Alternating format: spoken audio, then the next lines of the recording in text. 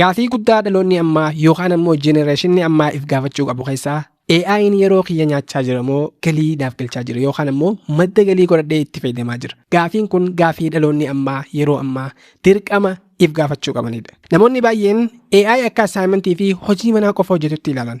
Warri biraa ammoo madda galii gurguddaa godhatanii itti fayyadamaa jiru. AI fayyadamtee assignmentii qofa hojjechaa yoo jiraatte yookaan ammoo waan galii siif galchaa hin jirre waan faayidaa hin qabneen hojjechaa yoo jiraatte biroo yookaan ammoo sistiyya ammumaan tana dhaabi. Addunyaan gara biraa deemaa jirti. Yeroo kee taasisuu dhiistee akkamitti teeknooloojii kanaan maallaqa hojjechuu akka dandeessu guyyaa irraa karaa sirrii ta'een carraa guddaan harka jiru AI fayyadamuudhaan akkamitti maallaqa akka hojjennu tartiibaan isinitti agarsiisa. Karaalee gurguddoo 3 AI fayyadamuun guyyaa irraa eegaltee maallaqa itti hojjechuu dandeessu kaniin ammataa kiyyaaf seenee bu'aa irraa arge wal duraa duubaan viidiyoo kana keessatti isiniif hin qoota. Qophiidha. Mee yaada kee an qophiidha jechuun komentii jalatti naaf qoodi. Kunis ammoo barnoota kanaaf fedhii akka qabdu natti agarsiisa. Barnoota dabalataas haala kanaan akkaan hamileedhaan isiniif qopheessu nu gargaara. Mee amma karaalee gurguddoo 3 AI fayyadamuudhaan galii argachuu dandeessu. Guyyaa irraa jechuudha. Wal duraa duubaan haa isin agarsiisu. Tokko biloogingii yookaan ammoo barreeffama biloogii barreessu. Dur barreeffama dheeraa tokko barreessuudhaaf guyyaa hedduu sitti fudhata ture. Amma garuu AI fayyadamtee qabiyyee yookaan ammoo kontentii qulqullina qabu SEO friendly kan ta'ee fi akkasumas namoota kan hawwatu barreeffama nama harkisu daqiiqaa muraasa keessatti barreessuu dandeessa. Biloogii barreessuu kana karaa lamaan galii irraa argachuu dandeessa. Tokko biloogii ofii keetii yookaan ammoo weebsaayitii uumtee madda galii mataa keetii uummachuudha. Weebsaayitii akkaataatti uuman ammoo yeroo dabree osoo koodii takka hin fayyadamne bilisaan viidiyoo kana isin hojjedheetin ture.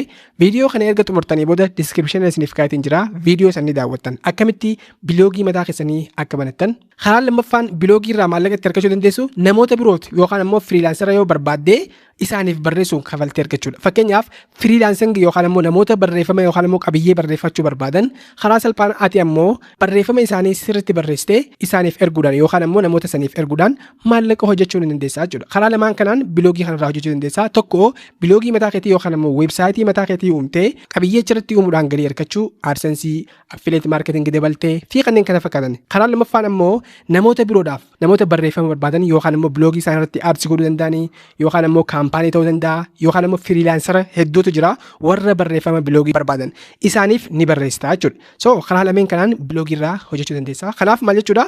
Biloogii ida'uu AI walqixxaa carraa galii saffisaa fi akkasumas baay'ee salphaate jechuudha. Asirratti wanti hubachuu qabnu barreeffama gaafa AI hin barreessinu guutumaan guututti koppii osoo hin taane akkaataa itti fayyadama isaa beekuun baay'ee barbaachisaadha. Barreeffama gaafa AI hin barreessitu koppii peestii gaafa goote rakkoo lama qaba. Tokko AI namni hin dogoggoru beeka ni dogoggora. AI sirriitti dogoggoraa sirriitti barreeffama san keessa laaltanii xiinxaluudha. Lammaffaan ammoo humanize godhuudha yookaan ammoo AI kana gara humanizetti jijjiiruudha jechuudha. So kanaas ammoo akkamitti AI fayyadamuudhaan biloogii yookaan ammoo barreeffama biloogii akkamitti akka barreessinu viidiyoo yeroo dabre irratti hojjedheetin jira. Viidiyoo lachuutu wal duraa duubaan ilaaltanii viidiyichi ammoo description jala isiniif kaayatiin jira. Erga viidiyoo kana fixanii ammoo akkamitti AI karaa sirriidhaan humanize gootanii akkamii akka barreessanis ni bartanii viidiyoo kana booda jechuudha. So karaan tokkoffaan AI fayyadamuudhaan maallaqa itti hojjennu biloogingii yookaan ammoo weebsaayitii mataa keenyaatiif qabiyyee uumuu fi akkasumas namaaf barreessuudha. Karaan inni lammaffaa fi baay'ee filatamaa ta'e akkasumas namoonni hedduun yeroo ammaa saamu jiran YouTube scriptidha. Sirriitti hubadhu YouTube script gaafa jennu keessaa YouTube automation. Yoo fuula kee agarsiisuu hin barbaanne, meeshaalee qaaliif qabeenya guddaa hin qabaanne, kaameeraa hin qabaanne, AI firmaata keetii jechuudha. Scriptii viidiyoo keetiif ta'u yookaan ammoo barreeffama barreessitee AI hin barreessitee sagalee isumaan itti dabaltee fakkiiwwan barbaachisanis wal qabatee AI ni siif jechuu danda'a. Wanti akka hin barbaachisu, wanti ati si barbaachisu karaa irra deemtu qofa beekuudha. Akkamitti viidiyoo kana akka hojjettu, sagalee akkamitti itti gootu, scriptii bifa kamiin akka barreessitu isa kana beekuudha jechuudha.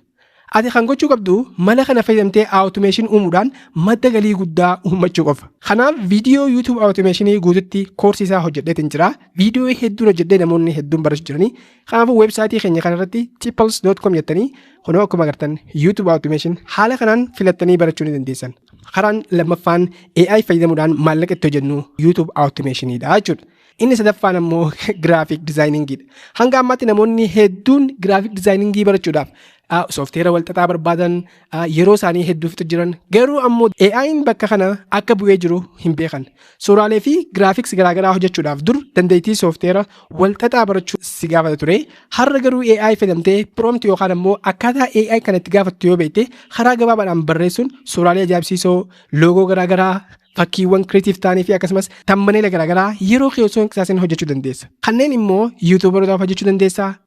Namoota silaa waan kana barbaadaniif kamiyyuu AI qofa fayyadamtee fayyadamuu dandeessa jechuudha. Yookaan ammoo biraandii keetiif hojjechuu dandeessa jechuudha. Giraafik dizaayiningii osoo barachuu fi kanneen kana fakkaatanitti yeroo hin fixin karaa gabaabaan AI fayyadamtee suuraaleewwan kanneen hedduu uumuu dandeessa. Amma asirratti wanti isin barbaachisu prompt yookaan ammoo akkaataa AI kana itti gaafatanitu murteessaadha.